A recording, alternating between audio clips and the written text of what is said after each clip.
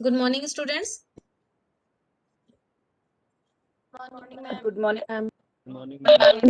आज हम यूनिट 2 का लास्ट सब टॉपिक डिस्कस करते हैं, है ना, जिसका टॉपिक क्या है बताइए। मेमोरी। ठीक है, ये टर्म पहले कहीं सुना है? क्या कह रहे हो?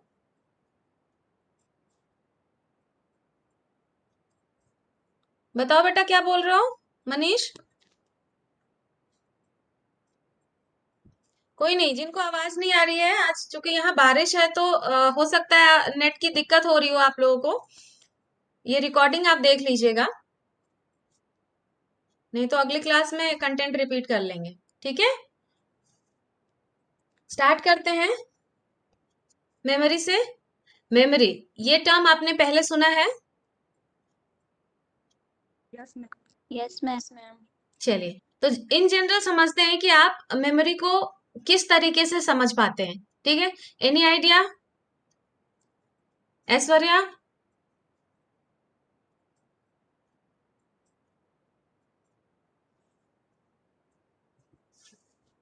जब हम किसी चीज को याद कर लेते हैं तो थोड़े टाइम बाद उसे फिर से याद करते हैं तो उसे स्मृति कहते हैं। ठीक है, याद कर लेते हैं जैसे शब्द की एक प्रक्रिया होती है, ठीक है, उसे आज हम डिटेल में पढ़ेंगे। किसी चीज को हम कैसे याद कर लेते हैं, है ना। जैसे हमने मोटिवेशन में भी पढ़ा कि उसकी एक प्रक्रिया होती है, चाहे हमने अधिगम में देखा उसकी एक प्रक्रिया होती है, क्रिएटिविटी में देखा वहां भी हमने देखा कि उसकी एक प्रक्रिया होती है। वैसे ही जो ये हमारा मेमोरी है, जो मेमोरी जो प्रोसेस है, वो भी अलग अलग स्टेप से पूरा होता है। ठीक, तो प्रोसेस को जानने से पहले या उसके एलिमेंट को जानने से पहले बहुत जरूरी हो जाता है कि हम पहले ये जाने कि मेमोरी होता क्या है। क्लियर है? तो मेमोरी की अगर हम बात करें तो अपने अनुभवों को आत्मसात करके रखना मेमोरी कहलाती है। ठीक है, अपने अनुभवों को क्या करते हैं हम, जो है अपने अनुभवों को, अपने पास्ट एक्सपीरियंस को मस्तिष्क में इकट्ठा करके रखते हैं। ये प्रक्रिया क्या कहलाती है? स्मृति की प्रक्रिया कहलाती है, मेमोरी की प्रक्रिया कहलाती है। क्लियर है? Yes ma'am. ठीक, और इसको बेहतर समझने के लिए कि ये जो हमारे पास्ट एक्सपीरियंसेस हैं, इनको हम अपने ब्रेन में रखते कैसे हैं, ठीक है, उसको आगे अभी समझेंगे। लेकिन इससे पहले हम ये जान लेते हैं कि जो हमारे मेमोरीज होते हैं ना, स्मृति होती है, इनके दो एस्पेक्ट होते हैं। ठीक, दो एस्पेक्ट कौन कौन से होते हैं? एक होता है इसका धनात्मक एस्पेक्ट और दूसरा होता है इसका ऋणात्मक ऋणात्मक यानी पॉजिटिव एस्पेक्ट और नेगेटिव एस्पेक्ट। ये बात समझ में आई कि हमारी जो स्मृति होती है उसके दो एस्पेक्ट हुए, कौन कौन से हुए? पॉजिटिव एस्पेक्ट और नेगेटिव एस्पेक्ट। तो जो धनात्मक पक्ष से है, कि धनात्मक पक्ष का मतलब कि हमारे जो पूर्व अनुभूतियां हैं या जो हमारे पूर्व के अनुभव हैं, पास्ट एक्सपीरियंसेस हैं, उनको याद रखना हमारे स्मृति का धनात्मक पक्ष कहलाता है। ठीक, और अगर हम अपने पूर्व स्मृतियों को या पास्ट एक्सपीरियंस को याद नहीं रख पाते हैं तो ये हमारे स्मृति का ऋणात्मक पक्ष यानी मेमोरी का नेगेटिव एस्पेक्ट कहलाएगा। इसको एक बार फिर से सुनिए कि हमारी जो स्मृति होती है, मेमोरी होती है, इसके दो पक्ष होते हैं। कौन कौन से पक्ष होते हैं अनिल बताइए? कौन कौन से पक्ष होते हैं अनिल? मैम पॉजिटिव है नेगेटिव। पॉजिटिव एस्पेक्ट और नेगेटिव एस्पेक्ट। पॉजिटिव एस्पेक्ट में मैंने बताया कि जब हम अपने स्मृतियों को, अपने पास्ट अनुभवों को रिकॉल कर पाते हैं, याद रख पाते हैं, तो ये हमारे मेमोरी का धनात्मक पक्ष कहलाता है। क्लियर है? वहीं अगर हम अपने पूर्व अनुभवों को, पास्ट एक्सपीरियंस को रिकॉल नहीं कर पाते हैं तो वो क्या कहलाता है? हमारा ऋणात्मक पक्ष कहलाता है। तो स्मृति का जो धनात्मक पक्ष है, ठीक है, ये जो हमारा धनात्मक पक्ष है, यानी कि चीजों को याद रखने में जो समर्थता है, वह क्या कहलाता है? वह कहलाएगा रिमेम्बरिंग। और जो ऋणात्मक पक्ष है, नेगेटिव एस्पेक्ट है, जिसमें कि हम रिकॉल नहीं कर पाते हैं, वो क्या कहलाएगा? इस पक्ष को हम क्या कहेंगे? फॉरगेटिंग, यानी कि विस्मरण जिसको कहते हैं। क्लियर हो गई? छोटी सी बात है, क्लियर है सबको? फिर से सुनिए यस कि मैम। मेमोरी का जो Yes. धनात्मक पक्ष है, पॉजिटिव एस्पेक्ट है, जब हम अपनी स्मृतियों को याद कर पाते हैं। स्मृतियों मतलब जो हमारे पूर्व अनुभव हैं, उनको जब हम याद रख पाते हैं, तो यह हमारे स्मृति का धनात्मक पक्ष है और इसे हम क्या कहते हैं, रिमेम्बरिंग के नाम से जानते हैं। और जो हमारा नेगेटिव एस्पेक्ट है, कौन सा नेगेटिव एस्पेक्ट, जिसमें कि हम अपने स्मृतियों को याद नहीं रख पाते। स्मृति यानी पास्ट अनुभव जो है, हमारे पास्ट एक्सपीरियंस है, जब हम उनको याद नहीं रख पाते हैं, तो इस एस्पेक्ट को हम, नेगेटिव एस्पेक्ट को हम क्या कहेंगे, फॉरगेटिंग कहेंगे। क्लियर है यहाँ तक? किसी को कुछ पूछना है? ठीक। अब मैं जब आपको नोट्स भेजूंगी तो इनके 2-3 डेफिनेशन आप जरूर याद रखेंगे। कभी भी जब आपसे पूछा जाए कि डिफाइन मेमोरी या meaning and definition of memory, तो ये जनरल कॉन्सेप्ट लिख के 1-2 डेफिनेशन आप वहां पे, मनोवैज्ञानिक के डेफिनेशन वहां पे आप लिखेंगे। ठीक है, आगे बढ़ सकते हैं? यस ठीक है। अब हम आगे बढ़ते हैं।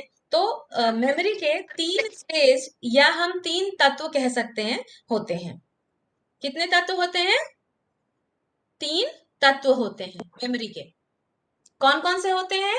लिखिए। पहला लिखिए संकेतन। एक फ्लो डायग्राम बना लो। ऊपर लिखो एस्पेक्ट ऑफ मेमोरी या स्टेजेस ऑफ मेमोरी, और उसके 3 एरो दे दो नीचे से। ठीक है, तत्व या स्टेज लिखिए। तो 3 तत्व में पहला तत्व क्या हो गया? संकेतन, जिसे हम इनकोडिंग कह रहे हैं। दूसरा तत्व हो गया संचयन, स्टोरेज, संचयन स्टोरेज। और तीसरा तत्व हो गया पुनः प्राप्ति, रिट्राइवल, पुनः प्राप्ति, रिट्राइवल। ठीक है, याद रहेगा कि मेमोरी के 3 एस्पेक्ट या 3 स्टेजेस हैं। कौन कौन से? इनकोडिंग, स्टोरेज और रिट्राइवल। कहीं ना कहीं हम मेमोरी को कंपेयर कर सकते हैं कंप्यूटर से। कंप्यूटर से कैसे कंपेयर कर सकते हैं गौरव? गौरव,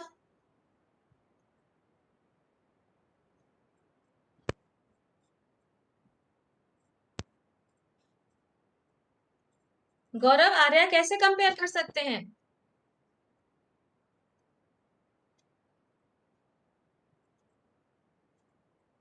लगता है गौरव कनेक्ट नहीं हो पा रहे हैं। जैसे कंप्यूटर में क्या होता है, जब हम कोई डाटा एंट्री करते हैं, ठीक, क्या करते हैं, जब कोई हम डाटा एंट्री करते हैं, तो हमने क्या किया, माउस से या बटन से हमने डाटा कंप्यूटर को दिया। कंप्यूटर क्या काम करता है? उसे स्टोर करता है। एनकोडिंग का। ठीक है, कोडिंग हुआ, ठीक है, हर चीज बाइनरी फॉर्म में 0 और 1 के फॉर्म में कंप्यूटर रिसीव करता है। हम जो कुछ भी लिखते हैं, चाहे हम APPLE एप्पल टाइप कर रहे हैं, लेकिन कंप्यूटर क्या करता है, उसे कोडिंग करके, तो पहला क्या हो गया, संकेतन हो गया, कोडिंग कर लेता है। और कोडिंग करके उसके बाद वो कहाँ स्टोर करता है? अपने मेमोरी यूनिट में उसे स्टोर कर लेता है। ठीक है, बिल्कुल किसकी तरह? हमारे मस्तिष्क की तरह। तो पहली अवस्था हमारे मेमोरी के प्रोसेस में आपने क्या देखा स्टेज में? इनकोडिंग। कंप्यूटर भी इनकोडिंग कर रहा है बाइनरी फॉर्म में, 0 और 1 के फॉर्म में। दूसरा हमने क्या कहा? स्टोरेज। कंप्यूटर भी अपने मेमोरी यूनिट में स्टोर कर रहा है, और जब जरूरत हुई, मतलब स्क्रीन पे डिस्प्ले होना है, तो आउटपुट हुआ, है ना, तो आउटपुट के फॉर्म में हमारी मेमोरी क्या काम कर रही है? बताओ, रिट्राइवल या रिप्रोड्यूस कर रही है। ठीक, तो कहीं ना कहीं हमारी ये जो स्मृति की प्रक्रिया है, मेमोरी की प्रक्रिया है, वो बिल्कुल कंप्यूटर के प्रोसेस की तरह ही इनकोडिंग, स्टोरेज और रिट्राइवल का काम करती है। क्लियर हो गया आप लोगों को तीनों एस्पेक्ट? अब ये यस होता मैम। कैसे है? अब ये होता कैसे है, इसकी अगर हम बात करें, तो जब कभी भी कोई भी सूचना, कोई भी इंफॉर्मेशन हम तक आती है, तो हमारा जो, मतलब सूचना, कोई भी सूचना हमारे सामने आती है, यानी कि कोई भी एक्सटर्नल स्टिमुलस, क्लियर है ना, एक्सटर्नल स्टिमुलस हमारे सामने आता है, तो प्रत्यक्ष रूप से जब हमारे सामने आता है, तो हम क्या करते हैं, निश्चित रूप से हम उसकी कोडिंग कर लेते हैं। हमें पता नहीं होता है कि हम कर रहे हैं, ये नेचुरल है कि जब जब कोई चीज हमारे सामने, कोई एक्सटर्नल स्टिमुलस हमारे सामने आता है, तो हम या तो उसका एक कोई फॉर्म डेवलप कर लेते हैं, या हम उसकी कोई कोडिंग, हमारा मस्तिष्क ये काम कर रहा होता है, या तो कोडिंग कर लेता है, या उसका कोई फॉर्म हमारे किसमें, नर्वस सिस्टम में उसका स्टोरेज हो जाता है। इतनी बात समझ में आई? अब ये जो हमारे स्मृति चिन्ह है का निर्माण ही क्या कहलाता है, संकेतन कहलाता है। ठीक है, या फिर इसे हम रजिस्ट्रेशन या पंजीकरण भी कहते हैं। मतलब जब किसी व्यक्ति के सामने कोई भी एक्सटर्नल स्टिमुलस प्रस्तुत किया जाए, या किसी भी घटनाक्रम में है, वो कहीं भी है, कुछ भी कर रहा है, कोई भी काम कर रहा है, तो जैसे ही कोई चीज उसके सामने आती है, विजुअल फॉर्म में, ऑडिटरी फॉर्म में, या अनुभव के फॉर्म में, मतलब सभी ज्ञानेंद्रियों की सहायता से हम क्या करते हैं, रिसीव करते हैं। यानी इनकोडिंग के काम के लिए हमारी जितनी भी ज्ञानेंद्रियां हैं वो सक्रिय रहती हैं। आंखों से देख के, कान से सुन के, स्वाद के रूप में महसूस करके, शरीर से टच करके, किसी भी ज्ञानेंद्रिय से हम क्या करते हैं, सूचनाओं को, एक्सटर्नल स्टिमुलस को, सूचनाओं को अपने किसी न किसी फॉर्म में या किसी न किसी कोड में अपने तंत्रिका तंत्र में क्या करते हैं, स्टोर कर लेते हैं। यहां तक क्लियर है? यही स्टोरेज या जो ट्रेस बना हमारा किसी फॉर्म में, वो क्या कहलाता है, इनकोडिंग कहलाता है। इसे हम किस नाम से जान सकते हैं? इसे हम रजिस्ट्रेशन या पंजीकरण के नाम से भी जान सकते हैं। क्लियर हो गया यहां तक? Yes clear ma'am. है यहाँ पर? अब यहाँ पे दो तीन चीजों की बहुत महत्वपूर्ण भूमिका है, लिख लीजिए इसे, इंपॉर्टेंट करके लिखिएगा। दो तीन चीजों की भूमिका महत्वपूर्ण हो जाती है इनकोडिंग में, जिसमें सबसे पहला आता है ध्यान, अटेंशन। दूसरा है रिहर्सल या अभ्यास भी कह सकते हैं हम, रिहर्सल या अभ्यास भी कह सकते हैं। तीसरा है इलेबोरेशन, विस्तरण जिसको कहते हैं, कितना एलोबरेटिवली आपने उसको किया है, उसका मेमोरी ट्रेस उतना ही स्ट्रांग होगा। और चौथा है संगठन, ऑर्गेनाइजेशन, संगठन, ऑर्गेनाइजेशन। क्लियर? यहां तक क्लियर है? तो अभी तक हमने क्या देखा, यस मैम। अभी तक हमने क्या देखा कि जो कोई भी हम जो पास्ट हमारे एक्सपीरियंसेस होते हैं, उनका मस्तिष्क में इकट्ठा करना। ठीक है, मस्तिष्क में इकट्ठा करना। अब मस्तिष्क में जब इकट्ठा हो रहा है, तो उसके जो हमने जो कुछ भी अनुभव किया है अपने ज्ञानेंद्रियों से, है ना, अपने पास्ट अनुभवों को, प्रेजेंट अनुभवों को, जो कुछ भी हमारे साथ घटनाक्रम हो रहा है, तो हमने अपने ज्ञानेंद्रियों के थ्रू क्या किया है, उसको रिसीव किया है, या तो देखकर, या सुनकर, या स्वाद के रूप में, या शारीरिक रूप से स्किन के द्वारा हमने किसी चीज को महसूस किया है। तो हम इन चीजों का क्या करते हैं, कोई ना कोई हमारा मस्तिष्क क्या करता है कि उसको स्टोर करता है किसी न किसी फॉर्म में, या किसी न किसी संकेतन के रूप में। पहले ही बताया मैंने कि जैसे कंप्यूटर है तो बाइनरी फॉर्म में करता है, 0 1 के फॉर्म में, वैसे ही मस्तिष्क की अपनी एक संकेतन का, उसका एक कोडिंग का सिस्टम है, वो इन चीजों को इकट्ठा और केंद्रित कर लेता है। ठीक, इसे हम पंजीकरण भी कहते हैं। अब यहाँ पे चार चीजें बहुत महत्वपूर्ण हो जाती हैं। साधारण सी बात है कि जब किसी काम, किसी अभ्यास को आप पढ़ रहे हो, सपोज करो, तो आप क्या कर रहे हो, देख देख के ऐसे झूल झूल के याद करते हो, नहीं करते हो? है ना, कोई झूल झूल के याद करता है, कोई लिख लिख के याद करता है, कोई बार बार बिल्कुल शांति से उसे पढ़ता है ना। तो ये क्या था, रिहर्सल है, प्रैक्टिस है। ठीक, अब ध्यान करो कि जब आप किसी कंटेंट को याद करते हो, तो क्या करते हो, एक पूरा पेज यूं यूं यूं यूं यूं यूं पढ़ा और याद हो जाता है? नहीं, आप उस पूरे पेज के कंटेंट को ऑर्गेनाइज करते हैं। पहले आप फर्स्ट पैराग्राफ करते हैं, या फिर किसी चीज का आप पहले डेफिनेशन करते हैं, फिर उनके टाइप्स को पढ़ते हैं, है ना। तो ऑर्गेनाइजेशन भी इंपॉर्टेंट हो गया, रिहर्सल भी इंपॉर्टेंट हो गया, कितना इलोबरेटिव ढंग से आपने उसको किया है वो। तो ये सारी चीजें हमारे किसके लिए, इन कोडिंग के लिए प्रमुख हो गई। क्लियर है? आगे बढ़े। अब यस मैम। अब ये जो संचयन है इनकोडिंग मैम की, जो, हाँ Manish. Ma'am ma'am human memory की कोई स्टोरेज लिमिट होती है क्या इनकोडिंग करने की? नहीं, कोई लिमिट नहीं होती है। इनको हम ये इंडिविजुअल डिफरेंस है बेटा, हम इनको अपने क्षमता अनुसार इन्हांस कर सकते हैं अभ्यास के थ्रू। यही चार जो मैंने पॉइंट बताया ना, इन सारी चीजों का बहुत ही महत्वपूर्ण भूमिका है। और हम ये जो अभी हमने कहा अटेंशन है, जितना अटेंटिव तरीके से हम करें, जितनी बार उसका अभ्यास कर लें, है ना, कितना इलोबरेटिव ढंग से हमने उसको कलेक्ट किया है, या हमने उसका ऑर्गेनाइजेशन, अभी प्रियंका मैम आपको पढ़ाएंगी किसी क्लास में, कॉन्सेप्ट अटेनमेंट है मॉडल, उसको कि हम जो कुछ भी सीखते हैं ना, मेमोरी हमारा उसके लिए एक मैप तैयार कर लेता है। ठीक, तो कोई लिमिट नहीं होती है इसकी। हम हमारे अनुभवों से, अपने प्रयासों से, और ये चार जो नाम आपको बताया है, इन चीजों का बहुत प्रभाव पड़ता है। इनमें से किसी की कमी अगर रहेगी तो मेमोरी हमारा वीक होने लग जाएगी। ठीक है, तो इनकोडिंग में ये चार चीजें महत्वपूर्ण होंगी। यहाँ एक और चीज जान लेने लायक है कि हमारे जो हमने रिसीव किया है, इनकोडिंग की है चीजों को, हम कुछ समय तक इनको यहाँ पे भी स्टोर कर सकते हैं before going to second stage, जहां पे हमारा स्टोरेज होता है। तो जितना परफेक्टली हमने ऑर्गेनाइज किया होगा, जितना हमने उसके लिए अभ्यास किया होगा, जितना इलोबरेटिव ढंग से हमने उसको रिसीव किया होगा, जितना ऑर्गेनाइज तरीके से हमने उसको रिसीव किया होगा, तो उतना ही सस्टेन वो मेमोरी में हमारे करेगा। यानी कि ये सारी सूचनाएं हमारे कहाँ एकत्रित हो गई, हमारे ब्रेन में। बिल्कुल जैसे कंप्यूटर का होता है, वो क्या करता है, मेमोरी यूनिट में उसको स्टोर करके रख देता है। क्लियर है? तो स्टोरेज हो गया। अब जब स्टोरेज हो गया तो यहाँ एक चीज प्रमुख क्या है कि आपके दिमाग में क्या क्या चीजें हैं, मेमोरी आपको कभी याद दिलाता है क्या? आपको पता है क्या कि आपने कितनी चीजों को स्टोर कर रखा है? हमें कुछ पता नहीं होता है, अचेतन मन में वो सब नो। पड़ा है। ठीक है, हमने जो कुछ भी सीखा है सब कुछ वहां दिमाग में। उल्टा आपको ये लगेगा मुझे तो कुछ आता ही नहीं है, जबकि ऐसा नहीं है। वो सब आपके मस्तिष्क में कहाँ पे, तंत्रिका तंत्र में कहाँ पे है, वो आपके स्टोर हो रखा है। अब जब इसकी आवश्यकता पड़ेगी, ठीक है, तो आप क्या करेंगे, रिकॉल करेंगे। यानी थर्ड स्टेज जो है रिट्राइवल का, कि आवश्यकता पड़ने पे आप उसे रिकॉल करेंगे और मस्तिष्क उसे प्रोड्यूस कर देगा और वो चीज आपके सामने प्रस्तुत हो जाएगी।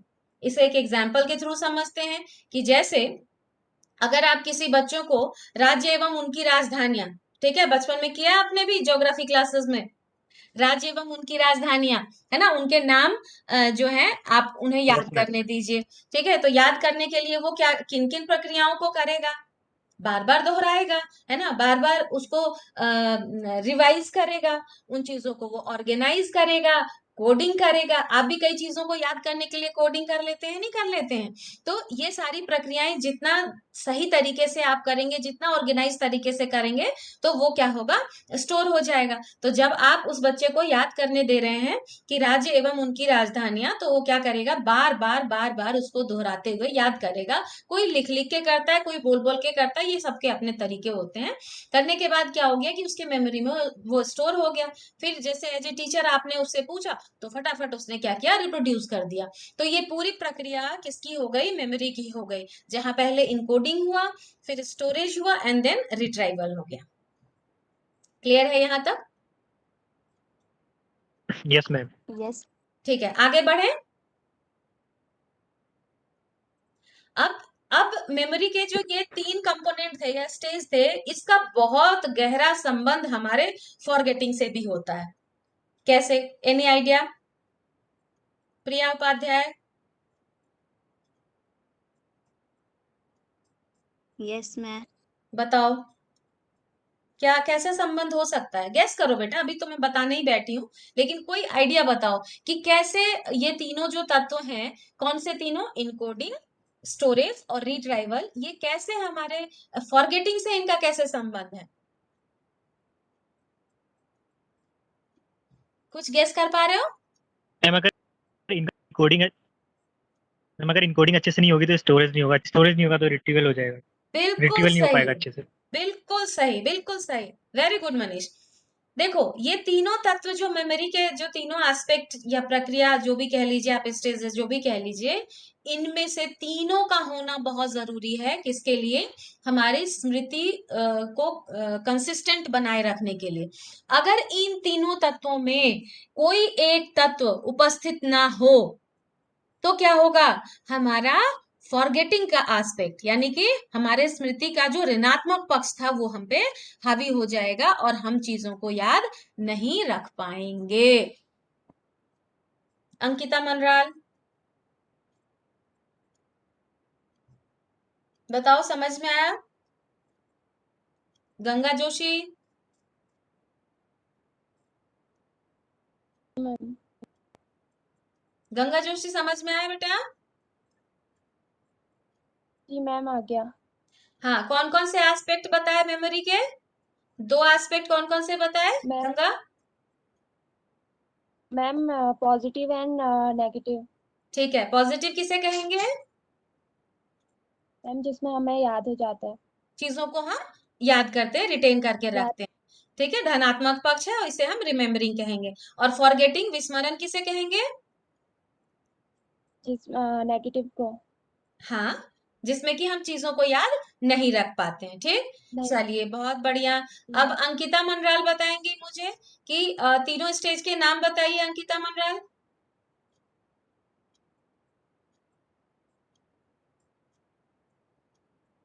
मैम अंकिता या मीरा? चलो, हाँ मीरा मनराल, मीरा मनराल चलो। मैम उसके 3 स्टेजेस थे: इनकोडिंग, स्टोरेज और रिट्रीवल। ठीक है, किस तरीके से संबंधित है ये फॉरगेटिंग से?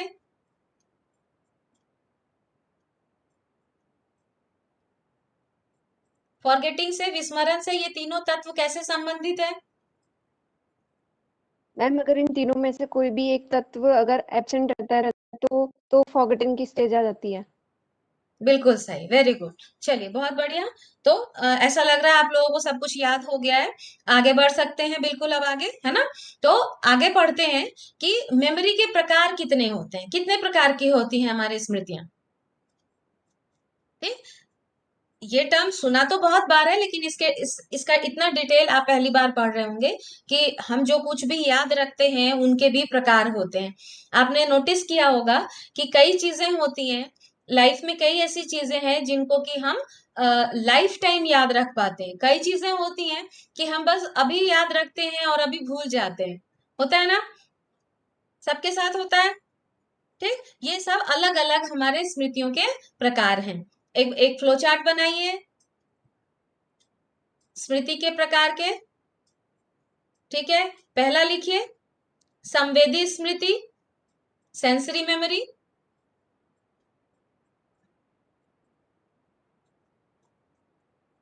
संवेदी स्मृति, सेंसरी मेमोरी। दूसरे प्रकार में आ जाइए, लघु अवधि स्मृति, शॉर्ट टर्म मेमोरी, एसटीएम कहते हैं इसे हम, capital S capital T capital M. लघु अवधि स्मृति, लघु अवधि स्मृति लिख लिया। तीसरा है चलन स्मृति, वर्किंग मेमोरी।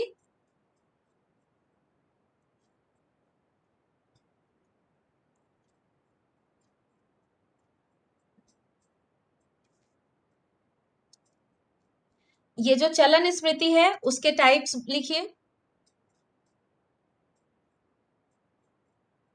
ध्वनि ग्रामीय लूप, ध्वनि ग्रामीय loop, phonological loop, phonological loop. दृष्टि स्थानिक स्केच पैड, दृष्टि स्थानिक sketch pad. Visual spatial sketch pad.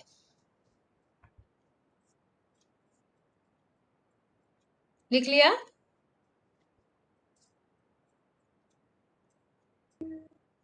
Third yes लिखिए मैम। इसमें, थर्ड लिखिए केंद्रीय कार्यपालक, केंद्रीय कार्यपालक,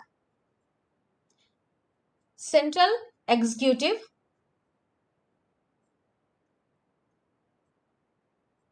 ये जो हमारे चलन स्मृति थे उसके पार्ट थे। चौथे प्रकार में आ जाइए, लॉन्ग टर्म के बाद, शॉर्ट टर्म के बाद लॉन्ग टर्म में आइए, दीर्घ अवधि स्मृति।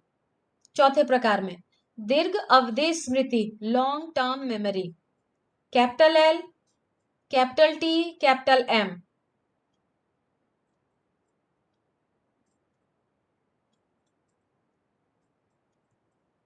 ये जो वर्गीकरण आपने लिखा, ये on the basis of time span, मतलब समय के अनुसार। और एक मनोवैज्ञानिक है टुलविंग, स्पेलिंग लिखिए TULVING। टुलविंग ने क्लासिफाई किया था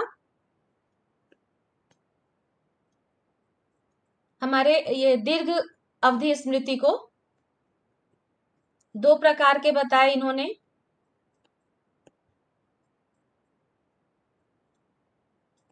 ठीक है, पहला प्रकार लिखिए प्रासंगिक स्मृति, एपिसोडिक मेमोरी। प्रासंगिक स्मृति, एपिसोडिक मेमोरी, लॉन्ग टर्म के टाइप हैं ये, लॉन्ग टर्म के टाइप हैं ये। प्रासंगिक स्मृति मतलब उसका वर्गीकरण टुलविंग ने किया है। और दूसरा प्रकार है अर्थगत स्मृति, सिमेंटिक मेमोरी, सिमेंटिक मेमोरी। ठीक, तो आपके पास एक टेबल फॉर्म तैयार हो गया है ना। टाइप्स ऑफ मेमोरी में किस, sensory memory, short term memory, है ना। और तीसरा बताइए, वर्किंग मेमोरी। Working memory. और चौथा, मेमोरी। हाँ, वर्किंग के हमने 3 प्रकार करे, फिर हम आ गए लॉन्ग में, और लॉन्ग के भी हमने 2 प्रकार किए। कल इस क्लास को कंटिन्यू करेंगे और टाइप्स ऑफ मेमोरी को एक साथ पढ़ेंगे। आज हमने स्टेजेस तक कंप्लीट कर लिया है। ठीक है, कल हम टाइप्स ऑफ मेमोरी को पढ़ेंगे, स्टार्टिंग से सेंसरी को पढ़ेंगे, विथ एग्जाम्पल हम देखेंगे उसे। ठीक है, किसी को कोई दिक्कत, कोई बात नहीं समझ में आई हो? No ma'am. ठीक है, तो आज की No, क्लास ma'am. यहीं पे समाप्त करते हैं, फिर मिलते हैं आपसे कल। Okay, thank you, have a nice day. Okay, ma'am. Thank you, ma'am. Thank you, ma'am. Thank you, ma'am. Thank you, ma'am.